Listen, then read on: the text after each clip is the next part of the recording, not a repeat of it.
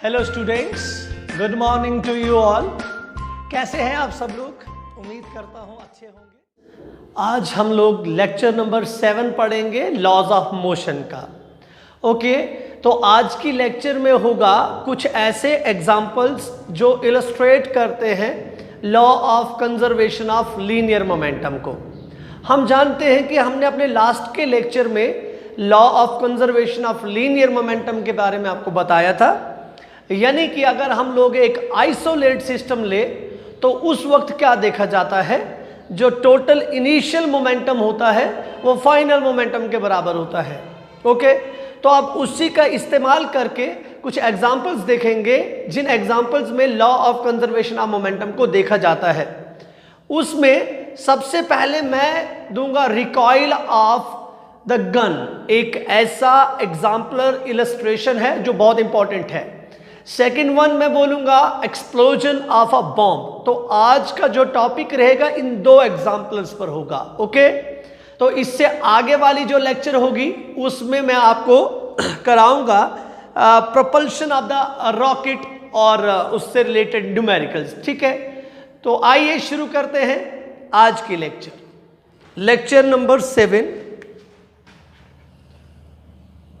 Lecture number 7 of laws of motion। Okay, अब देखिएगा इस लेक्चर में क्या है कि हमने देखना है एग्जाम्पलर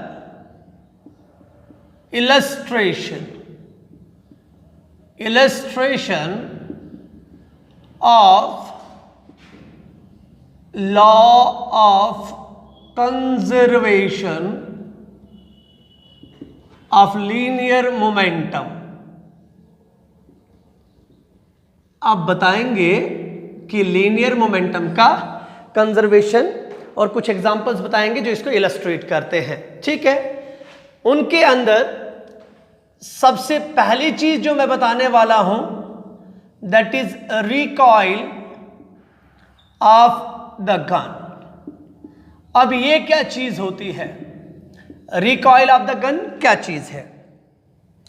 हमने देखा था, पहले इस चीज को थोड़ा सा देखेंगे। कंजर्वेशन ऑफ मोमेंटम में मैंने कहा था ये चीजें आप याद रखेंगे, दैट इज एक कैसा सिस्टम, आइसोलेटेड सिस्टम के पास क्या होता है? एक आइसोलेटेड सिस्टम के पास टोटल इनिशियल मोमेंटम जो होता है, इनिशियल मोमेंटम यानी कि लीनियर मोमेंटम इक्वल होता है फाइनल लीनियर मोमेंटम के बराबर। दैट इज पी आई किसके बराबर होता है? पी एफ के बराबर होता है। अब वही चीज यहां पर अप्लाई करेंगे और मसला आ रहा है गन का। किसका मसला आ रहा है बच्चों? गन का। कि गन क्या है? देखिए यहां पर मैं एक गन बनाऊंगा। ये आपके पास एक गन है, ओके, और यहां से मैं, ये एक हमारे पास गन है। यहां पर क्या होता है कि इस गन का मास कंसीडर करता हूं मैं, m is the mass of the gun.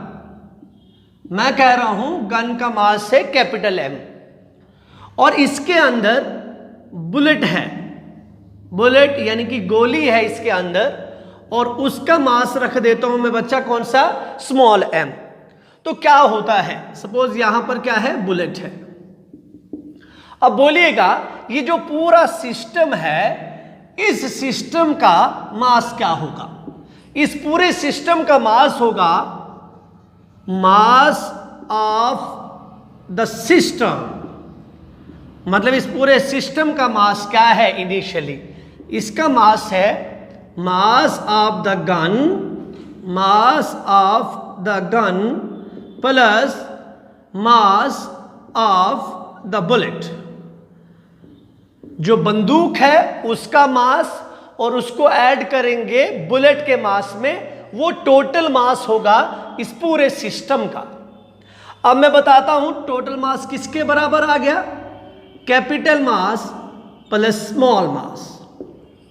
अब देखिएगा ये कब है, ये है तब जब आपने फायर नहीं किया है, यानी कि गोली जो है, गोली बुलेट के अंदर ही है, जो बुलेट है वो बंदूक के अंदर ही है। इट मीन्स इसको मैं ऐसा भी लिख सकता हूं, before firing the bullet, firing the bullet, यानी कि जब बुलेट को फायर नहीं किया तो तब जो है उस पूरे सिस्टम का मास इतना होगा।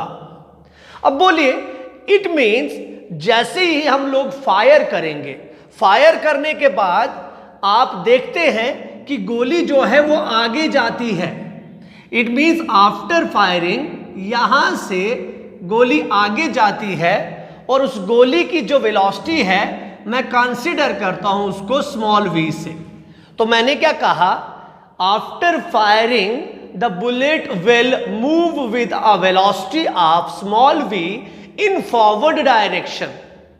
लेकिन उस वक्त एक चीज ऐसी नोटिस की जाती है जो ये है कि ये जो गन है ना बच्चा, जो गन है उस गन को भी एक वेलोसिटी उसके ऊपर भी देखी जाती है, यानी कि ये गन भी जो है ये पीछे की तरफ धक्का मारती है और let that velocity is capital V।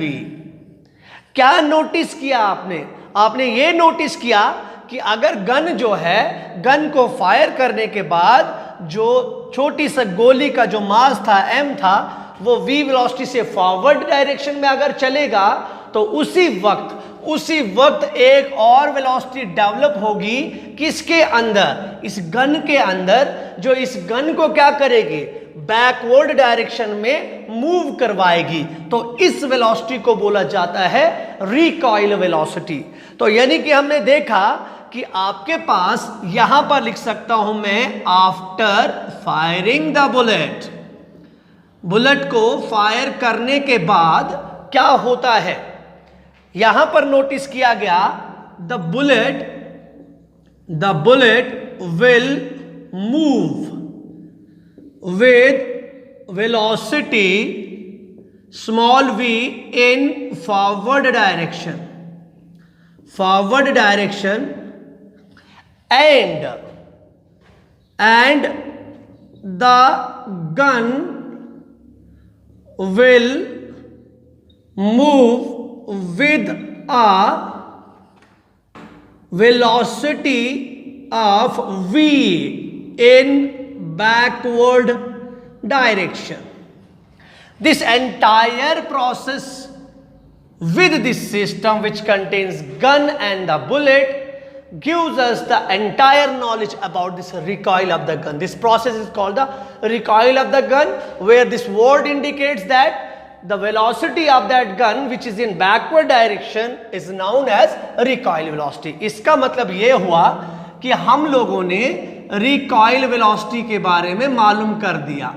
कभी भी कोई आपसे पूछे what do you mean by recoil velocity, आप क्या बोलेंगे, recoil velocity is that velocity with which the gun moves in backward direction after firing the bullet. Simple, मतलब क्या बोलेंगे, recoil velocity is defined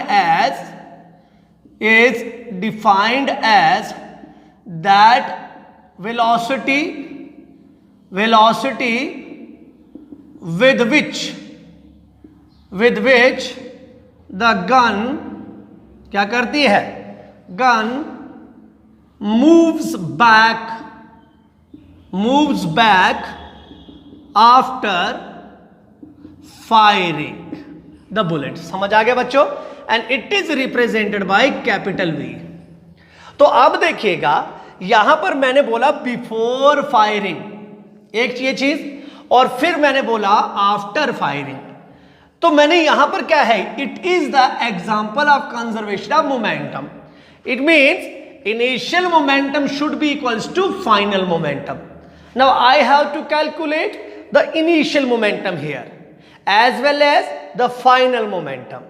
initial momentum means before firing, final momentum means after firing। but the system should be in isolated form, that is external force should be 0. It means, अब बोलिए fire हुआ ही नहीं, gun जैसे का वैसा था, तो क्या होगा, आपके पास इनिशियल वेलोसिटी कितनी होगी, इनिशियल वेलोसिटी शुड बी 0. आपके पास इनिशियल वेलोसिटी किसके बराबर होने वाली है बच्चा, शाबाश, 0 के बराबर. तो बोलिए इनिशियल मोमेंटम किसके बराबर होगा, शाबाश, then initial momentum would be, initial momentum हो जाएगा देयरफॉर इनिशियल मोमेंटम, बट कैसा, linear momentum is pi and it would be m plus small m multiplied by u. मतलब m plus small m is the total mass of that system which contains gun as well as the bullet, and it is multiplied by some velocity u which is 0. Why 0? Because the system के ऊपर कुछ हुआ ही नहीं, वो तो rest में ऐसे gun में लोडेड है सिर्फ. Okay, it means pi, that is pi equals to m plus small m into u. The body is in the state of rest, that's why I have used here 0. Now initial velocity would be, initial velocity is 0, then initial momentum would be 0. Mark this as equation number 1. Similarly, after firing, that means final momentum, therefore final momentum, but we are discussing linear momentum here, that's why I am again and again using the same word, that is momentum and linear. What happens now, it becomes pf would be the vector sum of all the momentums here. Now how many types of momentum are here, one momentum is there which is for small mass of the bullet. Now another momentum is there which is for the large mass, which is m for the gun. Now it would be m into v, because the product of mass and velocity gives us momentum, and it is the momentum developed in the gun plus the momentum of the bullet, small bullet. अब बोलिए ये चीज समझ आ गई.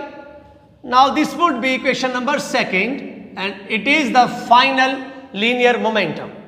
Now applying the law of conservation of linear momentum for an isolated system, which tells us that total initial momentum should be equals to total final momentum.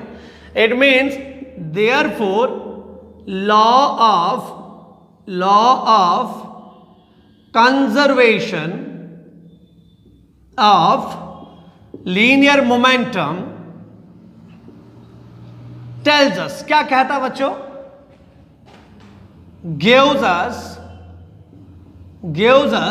क्या देता है, pi is 0 equals to pf, it would be mv plus, यहां पर capital डालेंगे, ठीक है, plus mv is equals to 0. From this expression we are able to find this velocity, that is recoil velocity. Now it would be mv equals to minus small mv. Okay, now capital V would be minus mv divided by capital M. Okay, अब बोलिए किसके बराबर होगा बच्चा. यहां से एक चीज नोटिस कर दी हमने, this expression is the, this relation is the relation for recoil velocity of the gun. अब नोटिस करेंगे, ये नोटिस करेंगे कि गन ज्यादा धक्का कब देगी. From this formula we can say that this V indicates the recoil velocity of the gun, which is in backward direction. This small m is the mass of the bullet, and this V, small v is the velocity of that bullet, and this capital M is the mass of the gun. Now this negative sign indicates the opposite direction of this velocity with this velocity. We can also say that the velocity of this bullet is in forward direction. It means this minus indicates that this velocity should be in a direction opposite to the direction of this velocity. It means if this is in forward direction, this should be in backward direction. But one most important relation or one most important conclusion from this formula is recoil velocity is inversely proportional to the mass of the gun. From this formula, recoil velocity has the inverse relation with this mass, but this mass is the mass for the gun. It means we can conclude that, what is the conclusion here? The conclusion is recoil velocity of the gun is inversely proportional to the mass of the gun. ये चीज आप याद रखेंगे बच्चा। मतलब जैसे जैसे gun का मास इंक्रीज करेगा वैसे वैसे उसका रिकॉइल वेलोसिटी क्या होगा, कम होगा। अगर जो गोली है उसके अंदर उसका मास सेम हो और उसका वेलोसिटी सेम हो। तो देखिए अब इसके ऊपर हम लोग एक क्वेश्चन बना सकते हैं, छोटा सा सवाल बना सकते हैं। तो हमने इसके ऊपर फॉर्मूला कौन सा यूज किया? We had use the formula of conservation of linear momentum. Now अब मैं यहां पर क्या करता हूं, एक सिनेरियो क्रिएट करेंगे, एक छोटा सा, मतलब हम 3 गन्स के बारे में आपको बताएंगे, थोड़ा सा आप कैसे अपना कॉमन नॉलेज यूज करेंगे। सपोज एक गन ये है, ओके, ये गन नंबर 1 और यहां पर गन नंबर 2 रख रहा हूं, okay, it is gun number 2 and it is gun number 3, ठीक है। अब देखिएगा, अगर ये है mass number 1, mass number 2, mass number 3 और इनके अंदर जो गोली है, बुलेट है, वो बोला जा रहा है सेम बुलेट, मतलब इसका मास भी m और m और इसकी वेलोसिटी भी v, इसकी भी v और इसकी भी v। अब पूछा जाए कि इस पूरे सिनेरियो के लिए कौन सा कंक्लूजन सही है।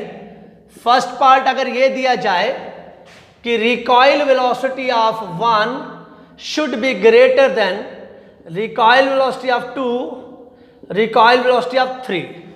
अब बोले पहली ये condition, second condition v1 less than v2, ये second condition, third condition v1 v2 v3, okay. तो बोलिएगा, और fourth condition v1 equals to v2 greater than v3। तो देखिए ये सवाल, पहले ये जो सामने सवाल है इसका आंसर ढूंढते हैं और उसके बाद जब आप कॉम्पिटिटिव एग्जामिनेशन में जाते हैं तो आपके पास जो ऑप्शंस होते हैं ना, वहां से ये सोचना होता है कि एक सवाल में 4 ऑप्शंस दिए जाते हैं, यानी कि आप इस सवाल को 4 तरीके से बना सकते हैं। तो पहले इस सवाल का जवाब ढूंढते हैं, लेकिन इसमें क्या, अगर ऐसे बोला होता m1 m2 m3 ऐसे बोला होता और ये सारी की सारी वेलोसिटी सेम रखी होती तो क्या होता। इस तरीके से अगर ऐसे बोला जाता कि if m1 is less than m2 is less than m3, मतलब ये कंडीशन दी जाती। तो बोलिए इनमें से कौन सी चीज सही थी। मैंने बोला जिस गन का मास ज्यादा है उसका रिकॉइल वेलोसिटी कम होगा, क्योंकि हम जानते हैं recoil velocity is inversely proportional to mass of the gun. But कब, जब आपके पास वेलोसिटी ऑफ द बुलेट और मास ऑफ द बुलेट क्या हो, सेम हो। यस, देखिए मास of the bullet, mass of the bullet, mass of the bullet same, velocity of the bullet, velocity of the bullet, velocity of the bullet same. इसका मतलब directly masses को देखना है, वही हमें रिलेशन बता के दे देंगे किसका, जो रिकॉइल वेलोसिटी है। बोलिए बच्चा, जिसका मास सबसे कम, जिसका मास सबसे ज्यादा, जिसका मास इंटरमीडिएट, तो क्या आएगा, सबसे ज्यादा मास के लिए सबसे कम recoil velocity, it means m3 के लिए सबसे कम रिकॉइल वेलोसिटी होने वाली है, m2 के लिए उससे ज्यादा और m1 के लिए उससे ज्यादा। तो बोलिए यहां पर recoil velocity for 1 is greater than the recoil velocity for 2 is greater than the recoil velocity for 3। तो इसका वाला option number 1 is correct.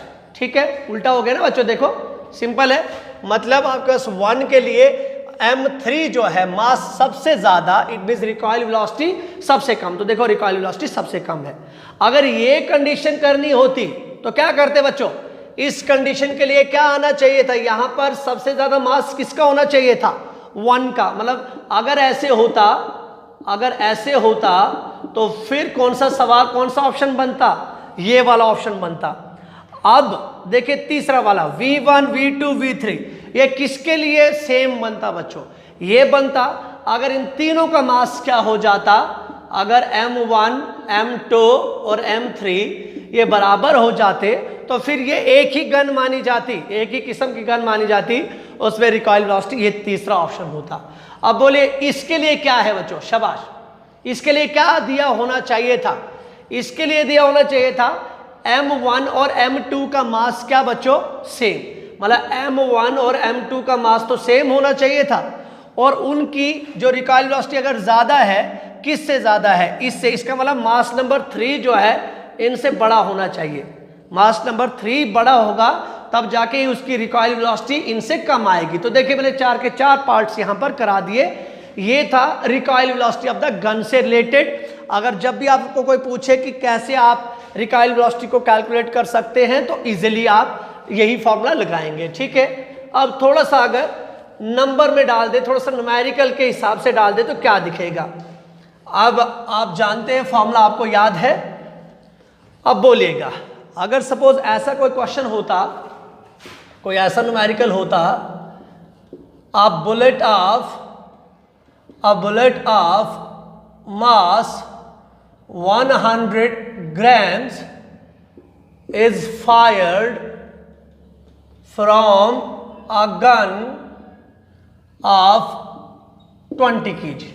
Okay, देखो मास भी दे दिया, 20 kg भी दे दिया, और यहां पे लिख दिया जाए अगर with a speed of 50 metres पर second. Okay, calculate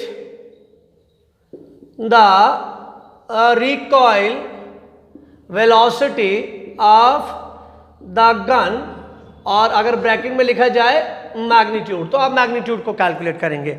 you know about the magnitude, if this is the formula for the recoil velocity, it is minus m and small v divided by capital M. This is the formula of recoil velocity, but in vector notation we can use the magnitude form here, and this would be mv divided by capital M.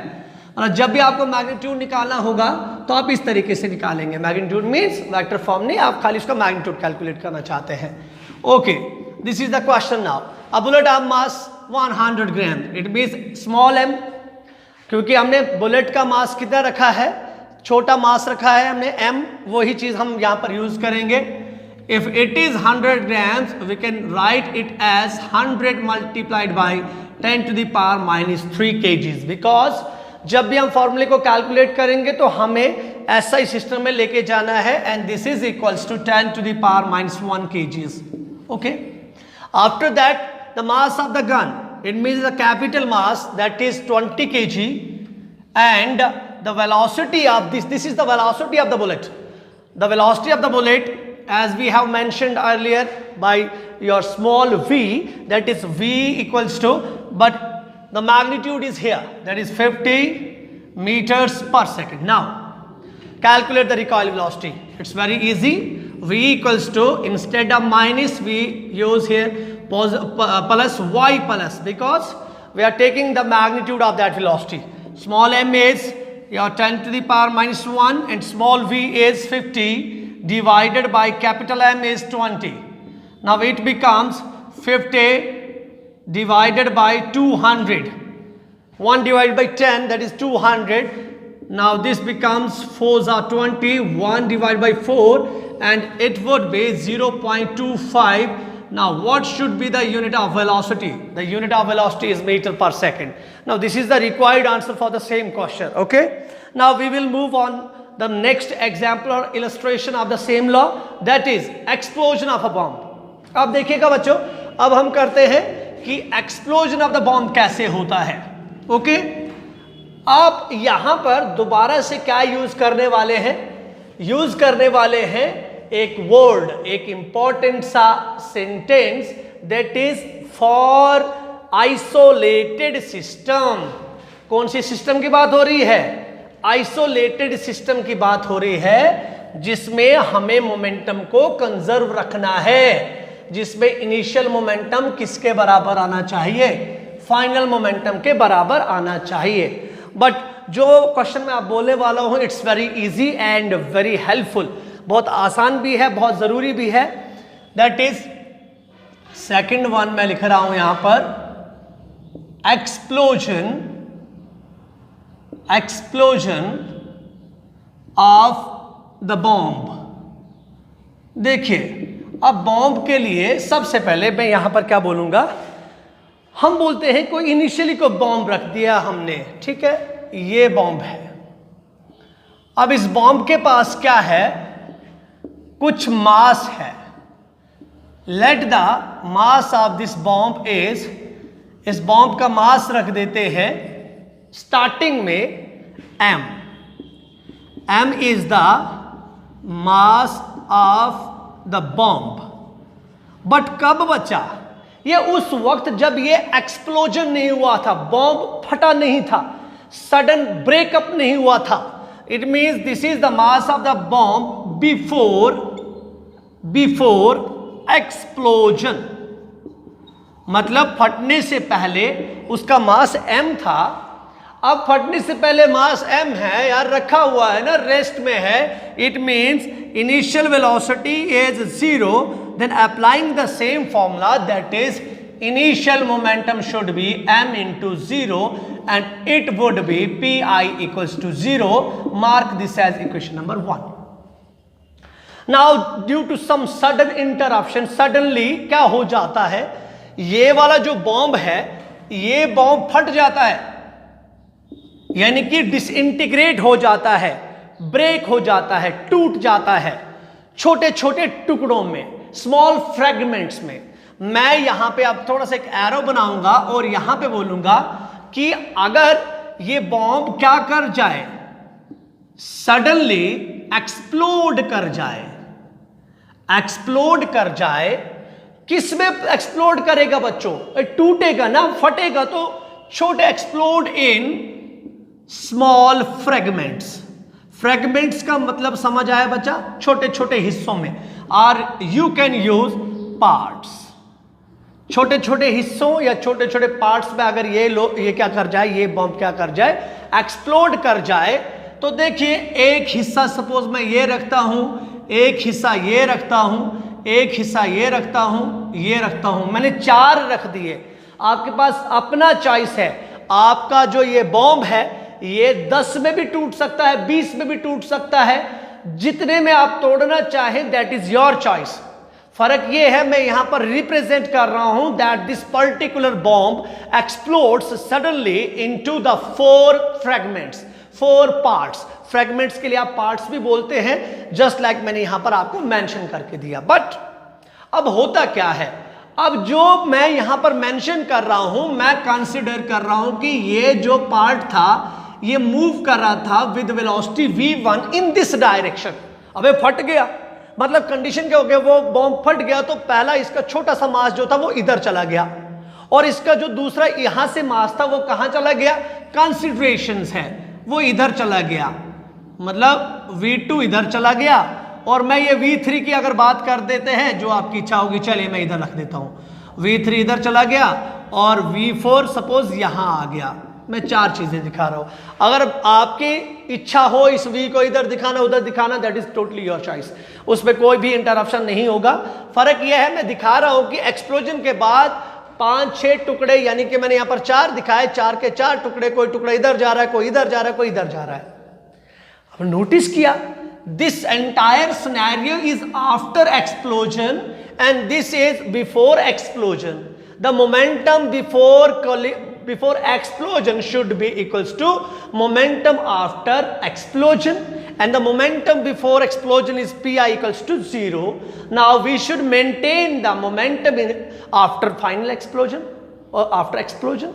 What that mean? इसका मतलब ये होगा कि ये जो मास होगी, let the mass of this part is m1, m2, m3 and m4. Now collective mass of these all the fragments should be equals to the total mass of this bomb. Is it? चलिए, अब क्या होता है कि जो ये मास ऊपर जा रहा होता है तो हम लोग क्या करते हैं, हम लोग देखते हैं कि फाइनल मोमेंटम हमें निकालना है. Therefore Pf should be equals to the vector sum of all the momentums in different directions. If I have used the vector here, it means आप simply add कर देंगे what is the momentum for this particular fragment. The momentum for this particular fragment will be m1 v1 in vector notation. Is it? Because the product of mass and velocity gives us the momentum, and this m1 v1 is p1 and it is for fragment number 1. Okay, just like that we will take m2 v2, m3 v3 and m4 v4 because I have taken the 4 fragments here. But instead of, if you will take 7 fragments, then you have to sum up those 7 individual momentums here instead of 4. This is my illustration. Your illustration may be different, your example may be different. You can take so many parts instead of 4 parts. Okay, now Pf equals to this. Now this is final momentum. Mark this as equation number 2. Again, it is the exemplar illustration of law of conservation of linear momentum. Now, which tells us that Pi should be equals to Pf, then give these values here. It becomes m1 v1 plus m2 v2 plus m3 v3 plus m4 v4, and this should be equals to 0. Now from this formula we can easily calculate the numericals which are based on the explosion of the bomb, and one most important numerical from this particular topic is always there in the NEET examination, or you can use any kind of competitive examination. जिसमें भी आप देखेंगे तो एक question आएगा ही आएगा law of conservation of momentum के exemplar illustration से. ओके, ये चीज आपको समझ आ गई बच्चों. नाउ अब देखिए मैं यहाँ पर क्या करता हूँ, यहाँ पर एक चीज बता देता हूँ आपको. मैं बोलता हूँ कि एक बॉम्ब है या एक बॉडी है, जरूरी नहीं बॉम्ब की ही बात करेंगे, बॉडी की बात करते हैं. चलिए यहाँ पे अगर मैं लिख दूं न्यूमेरिकल, यहाँ पे लिख दूं a bomb of mass 5 kgs explodes. क्या करता है? एक्सप्लोड करता है इन 2 इक्वल फ्रैगमेंट्स. फ्रैगमेंट्स मैंने बोला एक बॉम्ब है जिसका मास है 5 kg, वो 2 बराबर बराबर के फ्रैगमेंट्स में एक्सप्लोड करता है. Find their directions. बेहद आसान सवाल है बच्चा.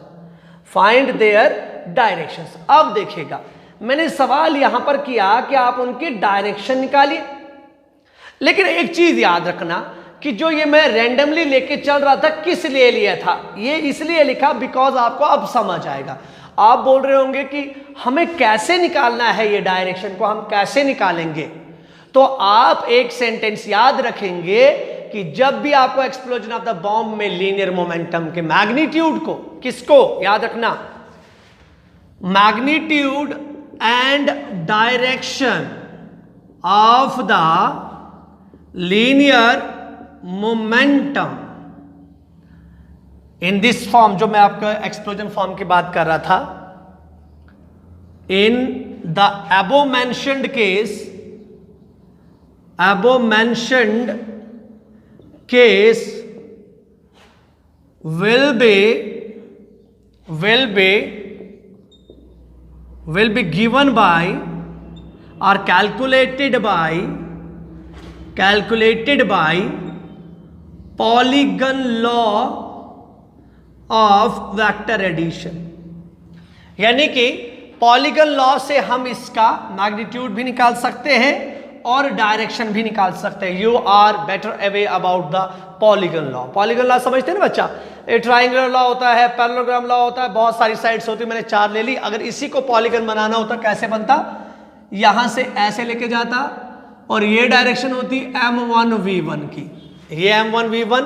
अब इधर से अगर मैं m2 v2 को दिखाता, चलिए ये डायरेक्शन मैंने आगे लेके गया, this would be the direction of m2 v2। चलिए आप कौन सा m3 v3 के लिए, चलिए ऐसे यहां पे लिख सकता हूं m3 v3, ओके। और फिर कौन सा है m4 v4, इसको मैं लेके आऊंगा, it would B m4 v4। But ये बन गया एक polygon. But most important thing is polygon law of vector addition by taking it in same order. याद रखना, मतलब पॉलीगन को किस ऑर्डर में लेके जाएंगे आप, सेम ऑर्डर में। देखिए सेम ऑर्डर है, यही ऑर्डर है, मतलब एक ही थे, आप ऑपोजिट ऑर्डर पे नहीं लेके जाएंगे। तो बस अब यही सवाल था, देखते हैं किसके बराबर आता है, ओके। चलिए 5 kgs का एक बॉम्ब है जो ब्रेक हो गया, टूट गया 2 बराबर के हिस्सों में, ओके। बोलिए वो 2 के 2 हिस्से कैसे जाएंगे, ओके।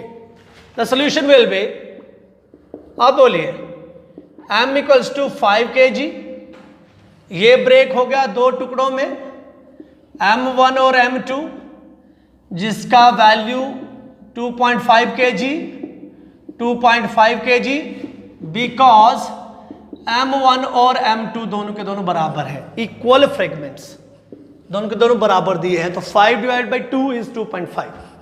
अब बोलिए हम जानते हैं देयरफॉर कंजर्वेशन वाला, देखिए ये लॉ क्या कह रहा है कि इन दोनों का सम किसके बराबर होना चाहिए, जितने भी हैं उनका सम किसके बराबर होना चाहिए, 0 के बराबर। तो अभी 2 हैं, तो बोले 2 का सम किसके बराबर जाएगा, m1 u1, u डालिए या v डालिए, कोई बात नहीं, v लिख सकते हैं, आप v मान रहे हैं, plus m2 v2 should be equals to 0। अब बोलो बच्चों, इधर तो 4 थे, मेरे पास अभी कितने फ्रेगमेंट्स हैं, 2 फ्रेगमेंट्स है, दैट्स व्हाई मैंने ये लिखा। बोले m और m दोनों के लिए क्या है, सेम है, क्या मैं ऐसा लिख सकता हूं m v1 और m v2 equals to 0। Now taking m as common, या ऐसे कर सकते हैं m1 v1 equals to 0 minus m v2, आगे बढ़िए m है, ओके। इसको ऐसे लिखेंगे m v1 equals to minus m v2। Now this m and m gets cancelled, now it is v1 equals to minus v2। अब बोलिए बच्चा, जवाब दीजिए। मैंने कहा है ये जो माइनस साइन होता है फिजिक्स में, ये दिखाता है ऑपोजिट नेचर। क्या दिखाता है, ऑपोजिट नेचर। यानी कि जो v1 होगा, अगर वो आगे जा रहा होगा, फॉरवर्ड डायरेक्शन में जा रहा होगा, तो v2 किस डायरेक्शन में जा रहा होगा, बैकवर्ड डायरेक्शन में।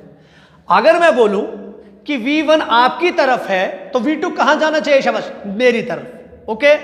इट मीन्स ये कब पॉसिबल है, ये 5 kg का बॉम्ब टूट गया, ये आ गया 2.5, ये आ गया 2.5, इसका मतलब एक इधर जाएगा, कंसिडर करते हैं ये v1 से जा रहा है, तो ये इधर जाना चाहिए। अगर वेक्टर्स को टेल टू टेल कनेक्ट करेंगे तो इसका आंसर आप कैसे लिख सकते हैं, अगर v1 इस तरफ है और v2 इस तरफ है, the angle in between these two vectors is 180 degree. It means your answer would be the two velocities are making the angle of 180 degree with one another. ठीक है, ये आज का हमारा टॉपिक था, बट इसी के ऊपर अभी मैं आपको कुछ न्यूमेरिकल करवाता हूं जिससे आपको इसमें कोई प्रॉब्लम नहीं आएगी। ओके, तो आइए शुरू करते हैं न्यूमेरिकल्स।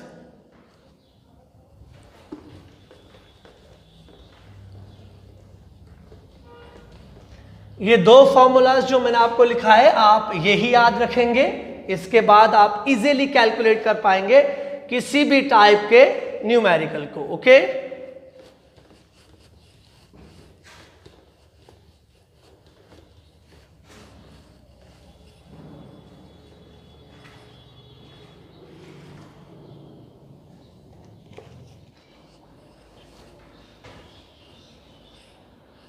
ओके तो स्टूडेंट्स ये हैं हमारे पास न्यूमेरिकल्स जो आज हमने टॉपिक पढ़ा उसकी बुनियाद पर। ओके चलिए शुरू करते हैं। पहले ये वाला टॉपिक है, ये वाला हमारे पास जो ये वाला न्यूमेरिकल है इसको देखते हैं। A body of mass 1 kg initially at rest. एक बॉडी है जो रेस्ट में है, स्टार्टिंग में एक्सप्लोड्स एंड ब्रेक्स, टूटती है और कितने पार्ट्स में टूटती है? 3 हिस्सों में टूटती है। Of masses in the ratio 1:1:3, जो 3 हिस्से होंगे उनकी रेशो दे दी गई है। The 2 pieces of equal mass fly off perpendicular to each other. जब ये रेशो आप देख रहे होंगे 1:1 वाली रेशो ये बताती है कि इनके पास 3 मासेस में से जो 2 मासेस हैं उनका मास क्या होगा? सेम होगा। और ये बताया जा रहा है कि वो परपेंडिकुलर फ्लाई कर रहे हैं। कितने स्पीड से बच्चों? 30 मीटर पर सेकंड की स्पीड से फ्लाई अप कर रहे हैं। What is the velocity of the heavier fragment? It's very easy. Heavier fragment तो ये वाला ही होगा। सबसे पहले देखते हैं हमारे पास दिया क्या क्या है। ओके एक बॉडी दी है, चलिए ये मैंने बॉडी बना दी और इसका मास है 1 kg।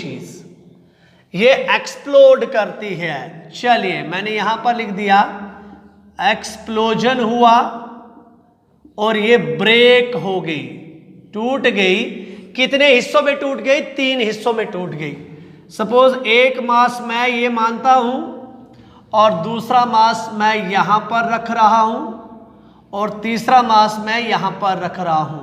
आप सोच रहे होंगे कि क्यों? जस्ट बिकॉज ऑफ दिस, क्योंकि मैं ये बता रहा हूं कि यहां वाला मास और यहां वाला मास जो है 1:1 रेशो का है और इनके बीच का एंगल 90 डिग्री मान रहा हूं मैं, तभी तो परपेंडिकुलर होंगे। ओके तो मैं इसको मास नंबर 1 मानता हूं, इसको मास नंबर 2 और इसको मास नंबर 3। अब हम लोग देखते हैं, सबसे पहले मासेस को तो कैलकुलेट कर दिया जाए कि 1:1 वाले का मास एक्चुअल में कितना है, कितना हिस्सा है ये। तो आप लोगों को मालूम है कि कैसे निकाला जाएगा। मैं ऐसे कर सकता हूं, अगर रेशो मेरे पास 1:1:3 है तो मैं ऐसा लिख सकता हूं x + 3x should be equals to the total mass. Total mass is 1। आप समझ आ गए बच्चों? ऐसे निकालते ना। मैं लेट करता हूं कि x जो है, x में एक वेरिएबल रख रहा हूं, उससे आपके पास तीनों मासेस के वैल्यूज मिल जाएंगे।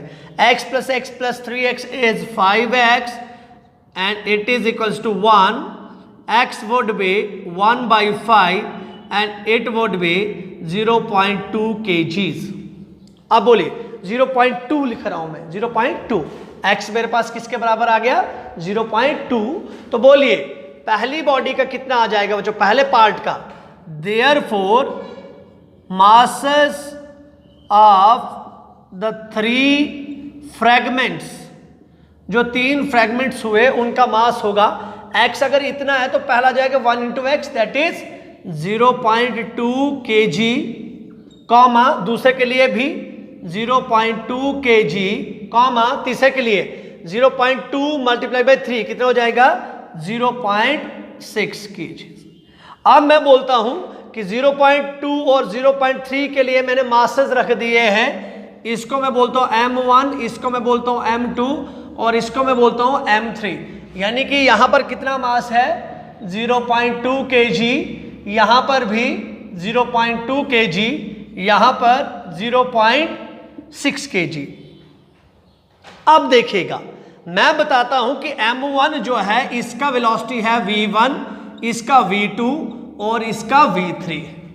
तो देखिएगा ये आ गया द डायरेक्शन ऑफ v1, ये आ गया द डायरेक्शन ऑफ v2 और देखिए इस डायरेक्शन को मैं मानता हूं ये है हमारे पास v3, क्योंकि कंडीशन तो इन दो की दी हुई है ना बच्चा।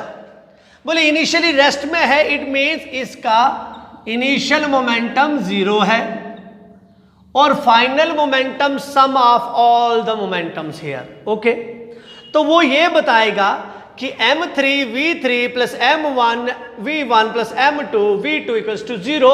तो तो जो मैंने वो करवाया कंजर्वेशन वही कंडीशन है। बट अब देखिएगा, अब आप क्या कर सकते हैं, इस वाले वैल्यू का मतलब इस V1 का अगर आप कंपोनेंट बना दे तो ऐसे अगर आप खींच ले तो ये 45 डिग्री बनेगा और नीचे वाली साइड से भी 45। बोलिए क्यों 45?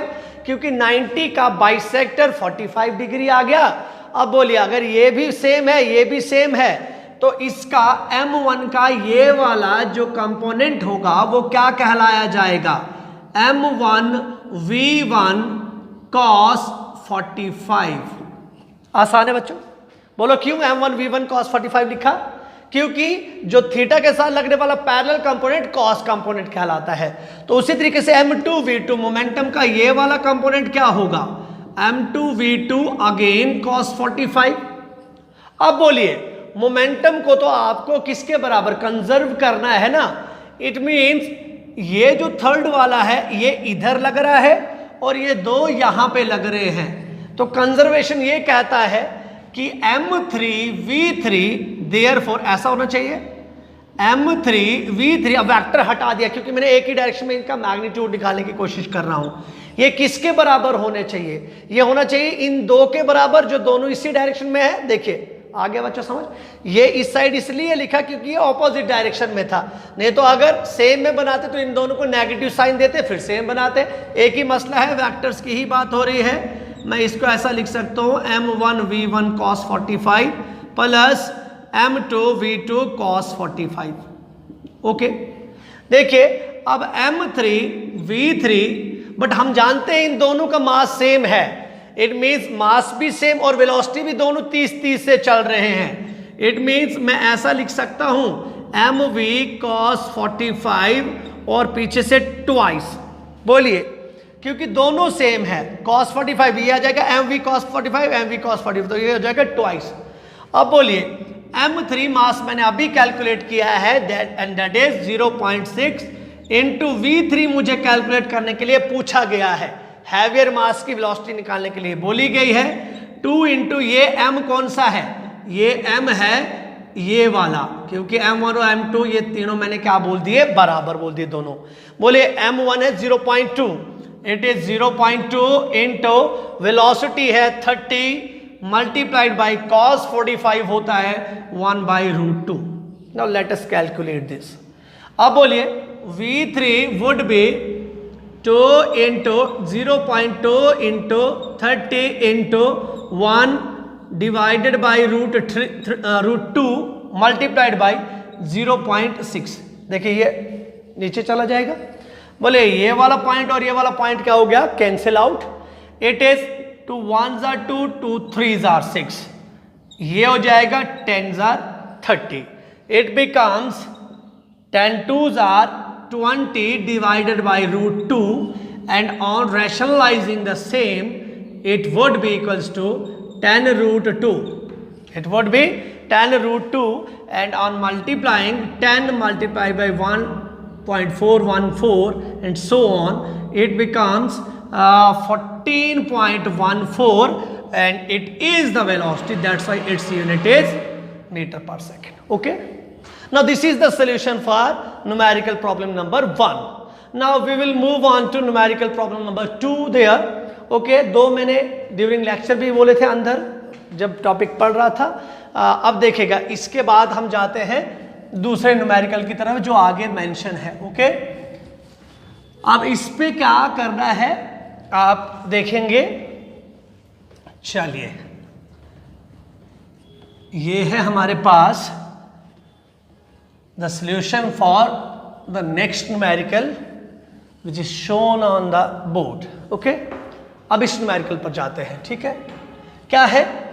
A bullet of mass 20 grams. It's very easy है, मतलब आपके पास 20 ग्राम की कोई गोली है, उसको फायर किया गया एक गन से जिसका मास 20 kg है। इफ द मजल स्पीड ऑफ द बुलेट, इसका मतलब बुलेट की स्पीड जो है वो है 100 मीटर पर second. What is the recoil speed? ऐसा ही क्वेश्चन मैंने अभी कराया था, बट देखिए करते हैं इसका solution.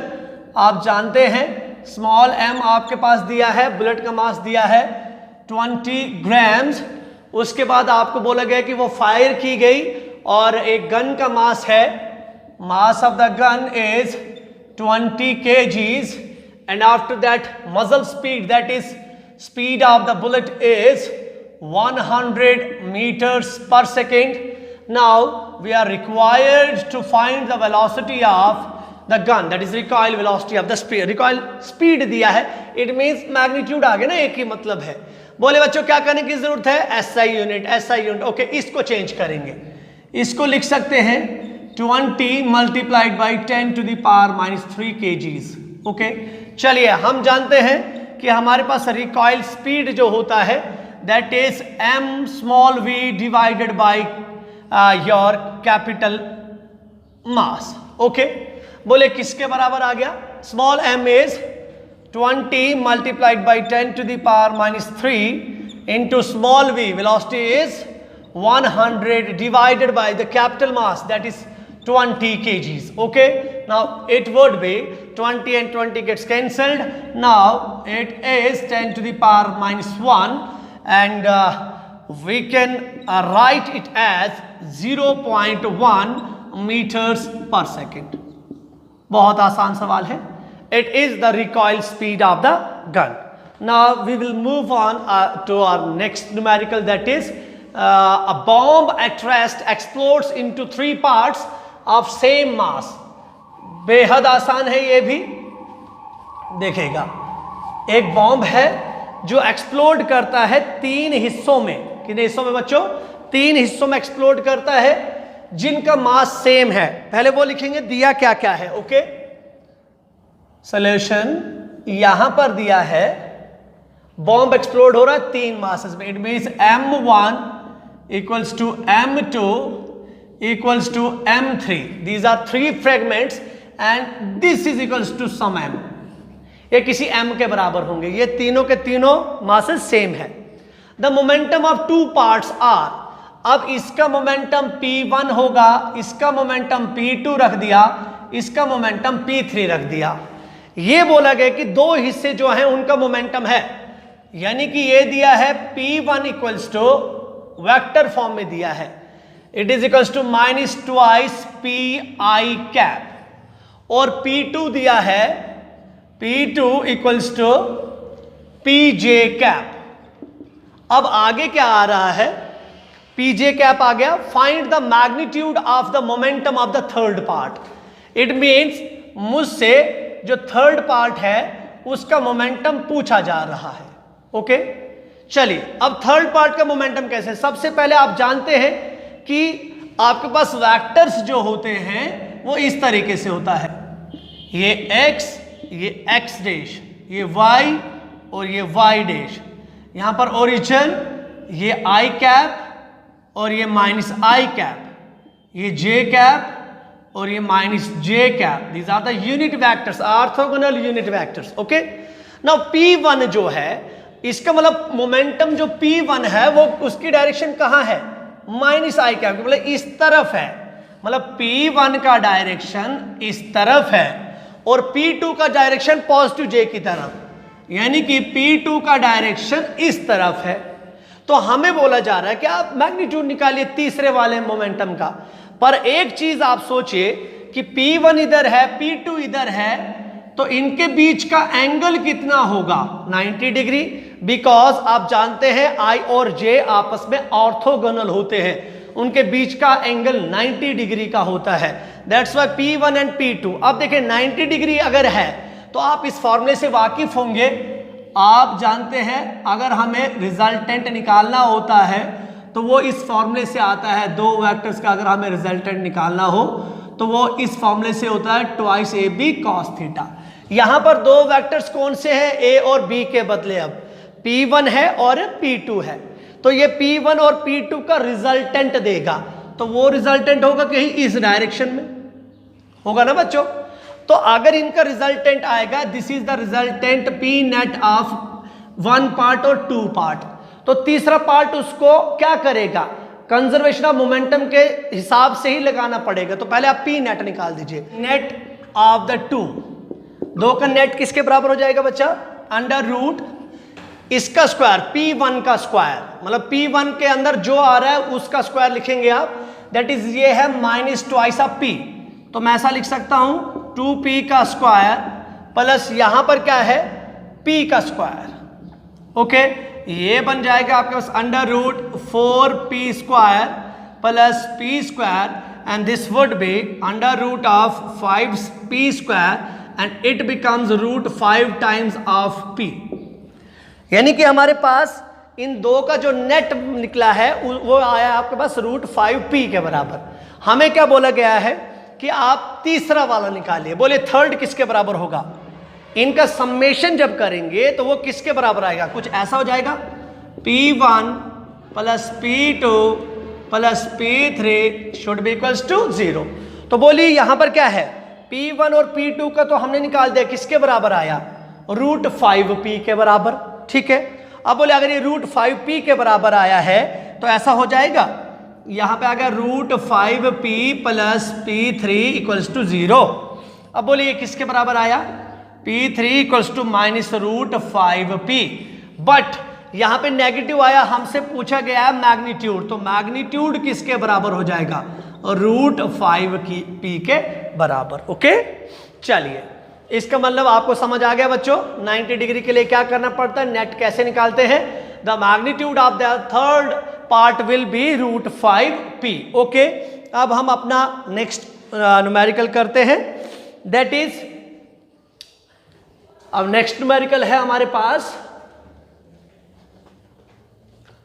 N explosion blows a rock into 3 parts. एक धमाका होता है और जिस धमाके के अंदर एक रॉक जो है वो 3 टुकड़ों में बंट जाती है, 3 टुकड़ों में बिखर जाती है। और क्या होता है? 2 parts goes off at right angles to each other. बहुत सिंपल, जो 2 पार्ट्स हैं वो एक दूसरे के साथ क्या करते हैं? राइट एंगल बनाते हैं।